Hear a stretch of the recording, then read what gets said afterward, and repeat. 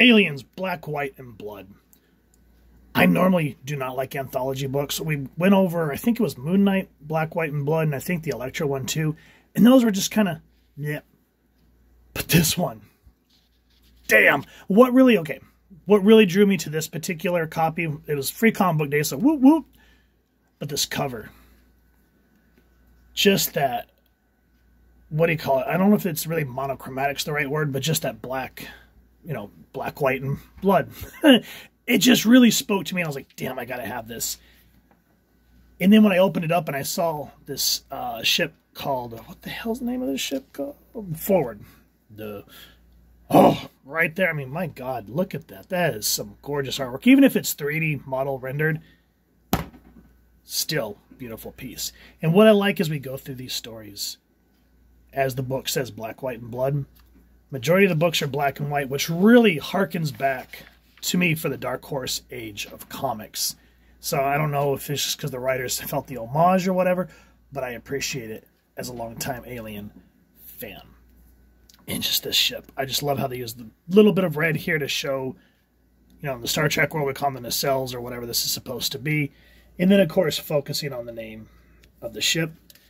And then we go in on the main character of this particular story where we find out her name is Siostra, I believe this is, because this is the Union of Progressive Peoples. Now remember, in the Alien universe, I'm probably going to get this so wrong, but feel free to make fun of me. There is the independent, the ICC, I forget what it's called. Then there's the UPP, which is the Union of Progressive People, which is more like the communist countries like Russia, China, etc., so forth. And then there's the Three World Empire, which is Europe, and I can't remember. But yeah, what I like about this is it world builds, and that's, if y'all haven't read the new Alien Bishop book that recently came out, we really focus on the UPP space sectors and what happens when the what are those things called? The Colonial Marines get into that space.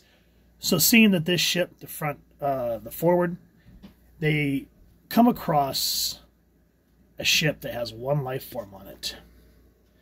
Glorious proletarian brethren of Forward, circumstances require a people's decision.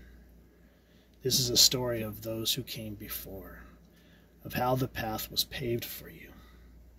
And the people answer, and the people answer. So he really kind of gives you that idea of how the whole comrade and valiant navigators had discovered a corporationist ship far from its normal exploitation grounds and damaged beyond repair. More importantly, a faint life sign is inside, a single survivor. It was a chance to live their ideals. And so they say, if we want to save them, it's a people's choice. So we go to different parts of the ship saying, Rayon Gargan, where fuel and fix votes to retrieve. Now again, if I pronounce these wrong, feel free to slaughter me down in the comments. Rayon Comrade, we'd sleep and dream, votes to retrieve. Rayon Filhorn, where we tend the future, votes to retrieve. Rayon Marks, where we vote the future, or make the future, votes to retrieve. And so they all have to vote, because it has to be one voice. And so we kind of, I think what they're kind of getting at is this particular individual, this Siostra, I think is how you pronounce her name, is a synthetic. She goes, I was proud of them. So united in righteousness. What a fool I was.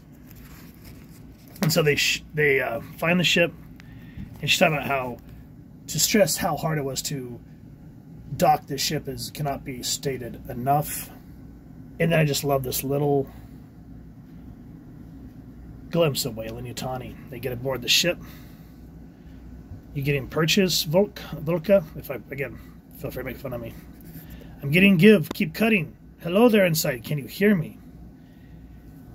Now, if you don't want to be spoiled, I gotta show the reveal. It is too awesome. So if you don't want to be spoiled, go get this book and come back. And you're back. So they open the door. The moment everything changed on Forward and inside me. After all, until that moment, we just see those claws, and then boom, there is Big Mama. I didn't know I could be so afraid. And so they are able to get to an escape place, and they're all talking about how we've just brought contamination above forward. What else can we do? At this point, who cares about voting and protocols? She goes, there's still people on the other side of that door. They will not be forgotten. This is a people's decision. There's no time for that. 3 minutes. That's how long it took them to become dictators. It makes you think, and it is a great story. I don't want to give more of this. I don't want to give any more of this away.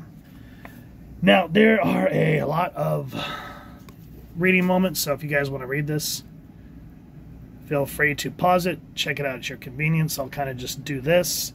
Same with the writers, because like I said, this is a anthology, so there's a lot of people. So Utopia Part 1 is what we just got done reading. The next one's called The Hunt. And then there's Maternal Instinct, which was really cool, and we'll get into that in a minute. And then there's everyone else working on the book, just too many people to reference all at once.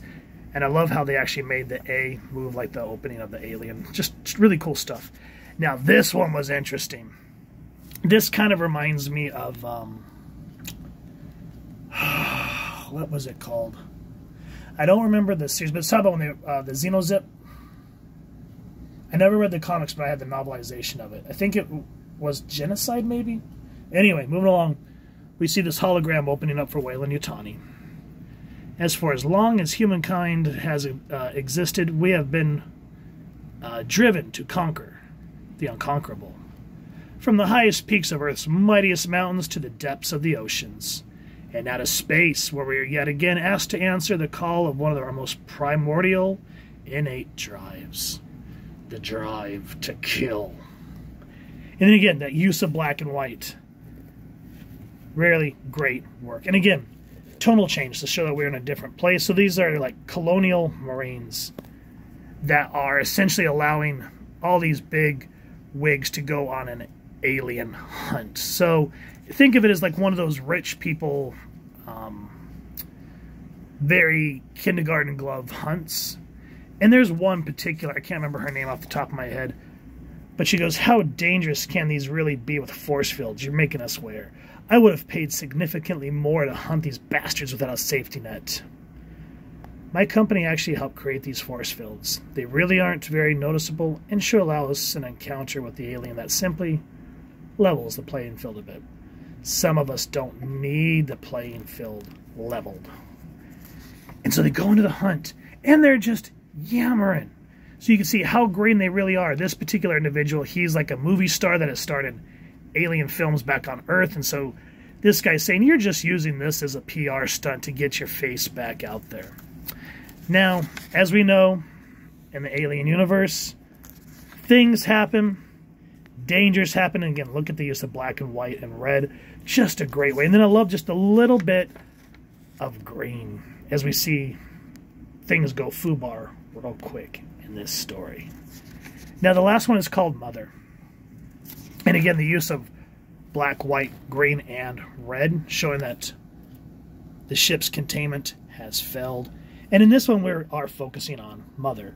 And it's a really nice nod back to the original Alien film without it being too focused or centric on the original movies. This kind of stands in and all of itself, saying all the crew's lost except for a little boy who was a doctor, or a mother.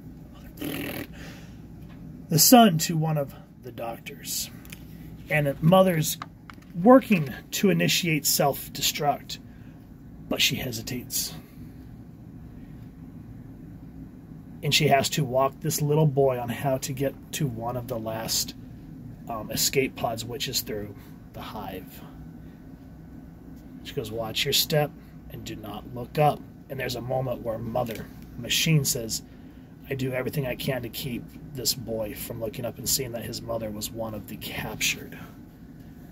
And then another thing about this book is it doesn't even focus on the chest bursters. It doesn't use that shock value in that regard.